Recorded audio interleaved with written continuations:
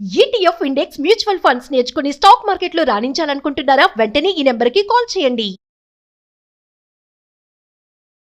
Hi hello నమస్తే, welcome back to Suman TV. ప్రస్తుతం మనతో పాటు ఉన్నారు stock market analyst Sundararam Reddy గారు. నమస్తే సార్. నమస్తే.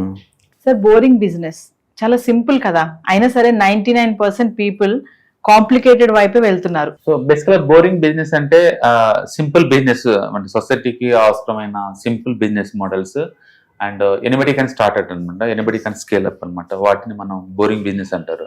Example laundry. ప్రతి ఒక్కరికి లాండ్రీ కావాలి.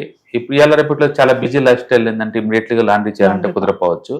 సో సింపుల్గా కేజీకి 30-40 రూపీస్ తీసుకుంటారు. ఓకే, ఒక చిన్న మిషన్ కొనుక్కొని ఒక చిన్న రోడ్డు పక్కన ఉంటే చాలు, ఆటోమేటిక్గా బ్యాచిలర్స్ ఎక్కువ చోట మిషన్ తగిలిసి పెట్టామనుకుంటే వస్తూనే ఉంటుంది కంటిన్యూస్గా. అది సింప్లిఫైగా.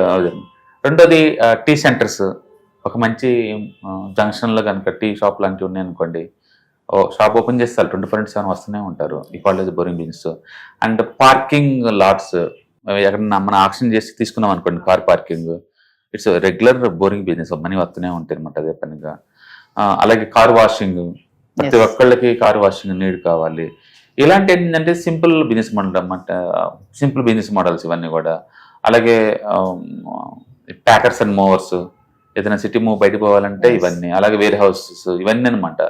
ఇవేంటంటే చాలా సింపుల్, ఎనీబడి కెన్ మేనేజ్ అనమాట. ఇట్స్ బట్ బోరింగ్ కాబట్టి జనాలు ఎక్కువ మంది ఏంటంటే బిజినెస్ అనగానే అదొక కాంప్లికేటెడ్ థింక్ చేస్తుంటారు, ఏదో టెక్నాలజీ అది తేవాలి ఇది తేవాలని. బట్ ఇవి చాలా ఈజీ అనమాట మేనేజ్ చేయటం, ఎందుకంటే సింప్లిఫై సింపుల్ అనమాట. ఏదైనా ఇంపార్టెంట్ జంక్షన్ లో కనుక మనకి ఇల్లు ఉందనుకోండి, ఇప్పుడు ఈవెన్ వెండర్ ఏటీఎం మిషన్స్ కి రెంట్కి ఇచ్చినా సరే మనకు డబ్బులు వస్తూ ఉంటాయి. చిన్న చిన్న గదులు కట్టేసే ఏటీఎం వాటికి ఇచ్చిన, అలాగే ఏదన్నా ఆటోమేటిక్ టెల్లరీ మిషన్ అది ఆటైపోట్ వాటికి ఇచ్చినా వస్తూ ఉంటాయి అనమాట అవి. అలాగే కన్సల్టెంట్స్ చిన్న చిన్న రూమ్ లాగా ఇచ్చినా సరే వస్తూ ఉంటాయి. అందుకని మనం లైఫ్ లో మోస్ట్ కాంప్లికేటెడ్ బిజినెస్ మోడల్కి వెళ్ళే బదులు ఇలాంటి రికరింగ్ జరిగే బిజినెస్ జరిగే వాటిని తీసుకోవటం వల్ల ఏంటంటే లైఫ్ స్మూత్ గా ఉంటుంది. అంటే చాలా మంది మనీ మేకింగ్ రహస్యం కూడా అదే యాక్చువల్గా. పొద్దున పోయి షాప్ ఓపెన్ చేసి కూర్చొని ఈవినింగ్ కల్లా 10,000-20,000 తీసుకుని వెళ్ళిపోతుంటారు. No tension, no headaches, no boss, relax గా ఉంటుంది. అవి ఒరిజినల్ మోడల్స్ అనమాట. So that's kind of good business అనమాట. బట్ అన్ఫార్చునేట్లీ జనాలు ఏంటంటే అంత సింప్లిఫై గా ఉండేసరికి వాళ్ళు లైక్ చేయరు. ఏదో జాబ్లో అయితే ఎక్కువ వస్తుంది అన్నట్టు దూరంగా వెళ్తా ఉంటారు, అంటే కాంప్లికేటెడ్ రకాల థింగ్స్ చేస్తూ ఉంటారు. But these are good business models. 99% వాళ్ళు కాంప్లికేటెడ్ వైపు వెళ్తున్నారంటే సార్, జనాలకి ఏంటంటే ఈగో సాటిస్ఫాక్షన్ ఇంపార్టెంట్. నిజానికి అది మనీ స్మూత్ గా వస్తుందా లేదా వాళ్ళు చూసుకోరు అవి అలాంటి విషయాలు. ఛాలెంజింగ్ రోల్స్ కావాలనుకుంటారు. ఇందులో ఛాలెంజింగ్ ఏముంది చెప్పండి. ఇప్పుడు టీ కొట్టింది అనుకోండి, ఇప్పుడు కౌంటర్ వైపు కూర్చుంటాను, జనాలు బాగున్న చోట అది. షాప్ ఓపెన్ చేస్తే పనులు పని చేస్తూ ఉంటారు, నేను జస్ట్ పనులు మేనేజ్ చేయడం అంతే కదా. బట్ ఇట్స్ బోరింగ్ ఓ పాయింట్ ఆఫ్ టైంకి వచ్చేసరికల్లా. అందుకని ఖాళీ కూర్చోలేక ఇలాంటిది కాదని చెప్పేసి ఇంకేదో బీయింగ్ చేయాలని ట్రై చేస్తారు. అంటే కాంప్లికేటెడ్ అయిపోయి ఫ్లాప్ అయ్యే ఛాన్స్ ఎక్కువ ఉందన్నమాట. అందుకని ఒక నార్మల్ బిజినెస్ ని కంటిన్యూస్ కొంటూ అంత ఈజీ కాదు. చాలా మంది ఎంప్లాయీస్ ఎందుకు రిజైన్ చేస్తారు అంటే ఒక స్టేజ్కి వస్తే వాళ్ళకి బోర్ కొట్టేసేది, ఇంకా సేమ్ పని చేయబుద్ధి కాదనమాట. అండ్ వాళ్ళ రిజైనేషన్ లో కూర్చుంటారు. అంటే డిఫరెన్షియేషన్ ఏముంటుంది సార్? బోరింగ్ బిజినెస్ లో కూడా మీరు చెప్తున్నారు కదా, మార్నింగ్ తీసి ఈవినింగ్ వరకు ఉన్న 10,000 వేసుకుని వెళ్తారు బ్యాగ్ లో అంటున్నారు కదా, అంటే హై రిటర్న్స్ ఎక్కువ వస్తాయనా కాంప్లికేటెడ్ వైపు వెళ్ళడానికి కారణం? నేను చెప్పాను కదా, ఛాలెంజింగ్ రోల్ కావాలి ప్రతి ఒక్కరికి. ఎవరికి వాళ్ళకి ఏంటంటే నేనంటూ ప్రూవ్ చేసుకోవాలి అని ఛాలెంజింగ్ రోల్ తీసుకోవాలని అనుకుంటారు. దాంతో కాంప్లికేటెడ్ గా వెళ్తా ఉంటారు. ఈ ట్రెడిషనల్ బిజినెస్ అన్ని కూడా లేదు, వాళ్ళ ఫాదర్స్ కి లేదా ఎవరికో ఇన్ఎఫిషియన్సీ ఉన్న ఫ్యామిలీ మెంబర్స్ ఉంటే వాళ్ళకి వదిలేసి వెళ్ళిపోతుంటారు వీళ్ళు. బట్ ఏంటంటే those are very good business models. Okay, cinema theatres ఏముంది, ఎక్కడన్నా మంచి సెంటర్ లో ఉంటే రెంట్కి ఇచ్చిన వస్తూనే ఉంటాయి అవి నిరంతరం, జస్ట్ వెళ్ళి కలెక్ట్ చేసుకొని రావటమే. ఇప్పుడు ప్యారడైజ్ సర్కిల్ లో చూడండి, చిన్న చిన్న బిజినెస్ రోడ్డు పక్కన ఉంటాయి, వస్తూనే ఉంటాయి అవి నిరంతరం, తరతరాలు వస్తూనే ఉంటాయి. ఏం చేసే పని లేదు, వెళ్ళి కలెక్ట్ చేసుకొని రావటమే. ఈవెన్ రెంటల్ కూడా మంచి లొకేషన్ లో ఉన్న రెంటల్ ఇన్కమ్ కూడా నిరంతరం తరతరాలు వస్తూనే ఉంటాయి అవన్నీ. అందుకని కాఫీ షాప్స్ కావచ్చు, ఓకే, అంటే పవర్ బొకే టారెసీ కావచ్చు, పార్కింగ్ లాట్స్ కావచ్చు, వేర్ హౌస్లు కావచ్చు, ఆటోమేటిక్ మిషన్ రెంట్కి ఇచ్చే కావచ్చు, క్యాటరింగ్ కావచ్చు, ఇవన్నీ ఏంటంటే పక్క boring businesses but too good business models, అందులో డౌట్ లేదు. అంటే జనాలు అనవసరంగా వాటిని ఓవర్లుక్ చేస్తున్నారు కానీ బట్ అదర్వైజ్ సర్టనిటీ ఉన్న బిజినెస్ మోడల్స్ అనమాట. సొసైటీ ఉన్నంత కాలం అవి ఉంటాయి. రిటర్న్స్ కూడా బాగానే ఉంటాయి. ఇట్స్ టూ గుడ్ రిటర్న్స్ లేకుండా వాళ్ళు దాన్ని ఎక్స్పాండ్ చేయరు, ఉండలేరు కదా. ఇక్కడ కాంప్లికేటెడ్ అన్నారు కదా సార్, ఒక 2-3 కాంప్లికేటెడ్ బిజినెస్ అంటే ఫర్ ఎగ్జాంపుల్ ఇప్పుడు కాంప్లికేట్, ఇప్పుడు యూట్యూబ్ లో ఫ్రీగా మనీ వస్తుందని చెప్పేసి దీని జోలు వెళ్ళారనుకోండి, దీనికి బ్యాక్గ్రౌండ్ టీమ్ పెద్దది మెయింటైన్ చేస్తా ఉండాలి, అండ్ సెలబ్రిటీస్ ని ఇన్వైట్ చేస్తా ఉండాలి, అండ్ చాలా మంది కోఆర్డినేట్ చేస్తా ఉండాలి, కంటెంట్ కావాలి, కంటెంట్ జనరేషన్ నిరంతరం చేస్తా ఉండాలి, కాంపిటీషన్ కి వ్యూవర్స్ నిరంతరం, గూగుల్ పాలసీలు నిరంతరం మారిపోతా ఉంటాయి, యాడ్సెన్స్ ఇన్కమ్ రూల్ ఏం లేదు.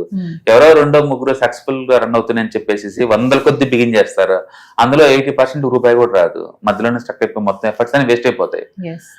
వాళ్ళకి మేబీ వాళ్ళకి కనుక ఆల్రెడీ ఆ బిజినెస్ ఉంటే పర్వాలేదు, నేను ఏంటంటే టీ కాఫీ షాప్లు ఉంటే పర్వాలేదు, నేను లేని గురించి మాట్లాడలేదు, ఉన్న కూడా వాటిని వదిలి రావాల్సిన అవసరం లేదంటున్నాను. అందులో కూర్చుంటే షాప్ లోనే వచ్చేస్తున్నాయి కదా అమౌంట్. అట్లా కన్సల్టెంట్ కావచ్చు, చాలా ఉన్నాయి సొసైటీలో, చాలా బిజినెస్ మోడల్స్ అన్ని కూడా లేదు, కన్సిస్టెన్సీగా ఉంటాయి, కాకపోతే స్కేలబుల్ చేయలేవు దాన్ని. బట్ ఇట్స్ ఓకే, నేను షాప్ ఓపెన్ చేసి నాకు మనీ వస్తా ఉంటాయి, లైఫ్ స్మూత్ నడుపుతా ఉంటాయి.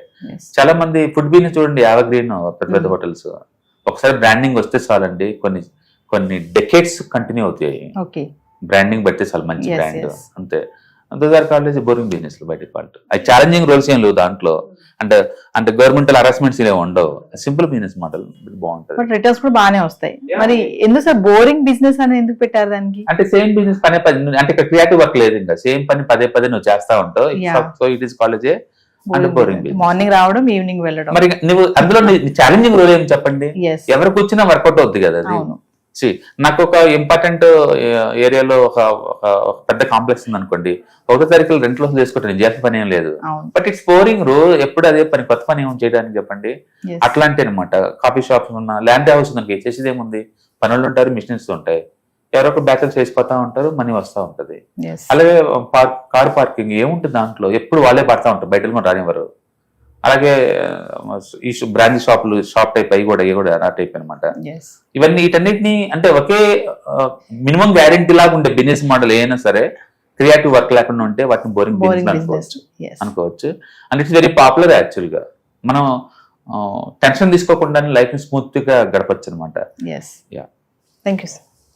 హాయ్, మార్కెట్స్ చాలా వాలటిలిటీ ఉన్నాయని భయపడుతున్నారా? మార్కెట్ ఆల్ టైమ్ హైలో ఉందని దూరంగా ఉండాలనుకుంటున్నారా? ఏది రైట్ టైం మార్కెట్లో ఎంటర్ అవడానికి, ఏది బెస్ట్ టైం మార్కెట్లోంచి బయటకు పోవడానికి తెలుసుకోవాలనుకుంటున్నారా? మార్కెట్లో mutual funds, ETFs, index funds ద్వారా మనీ మేక్ చేద్దాం అనుకున్నారా? ఇలాంటి మీ డౌట్స్ కి క్లారిఫికేషన్ కోసం ఈ webinar. ETFs, index funds and mutual funds కోర్సులో జాయిన్ అవ్వండి, మీ డౌట్స్ క్లారిఫికేషన్ చేసుకోండి. Every month Saturday, Sunday and Monday conduct చేసే ఈ కోర్సులో మీకు ఈటీఎఫ్స్ అంటే ఏంటి, ఇండెక్స్ ఫండ్స్ అంటే ఏంటి, మ్యూచువల్ ఫండ్స్ అంటే ఏంటి, different type of ETFs, index funds, mutual funds అంటే ఏంటి, ఇందులో ఇన్వెస్ట్ చేయడం ద్వారా లాంగ్ టర్మ్ లో వెల్త్ ఎలా క్రియేట్ చేసుకోవాలా, షార్ట్ టర్మ్ లో ఎలా వెల్త్ క్రియేట్ చేసుకోవాలా, ఎనీబడి కెన్ ట్రేడ్ ప్రోగ్రామ్ ఎలా పార్టిసిపేట్ చేయాలా, ఇలాంటి అన్నిటికీ మీకు ఆన్సర్ దొరుకుతుంది. కాబట్టి మీకు ఎవరికన్నా ఇలాంటి వాటిలో వెల్త్ క్రియేట్ చేయాలని కనుక ఇంట్రెస్ట్ కనుక ఉంటే కింద స్క్రోల్ అవుతున్న నెంబర్ కి కాల్ చేయడం ద్వారా మీ సీట్ ని బుక్ చేసుకోండి. Thank you.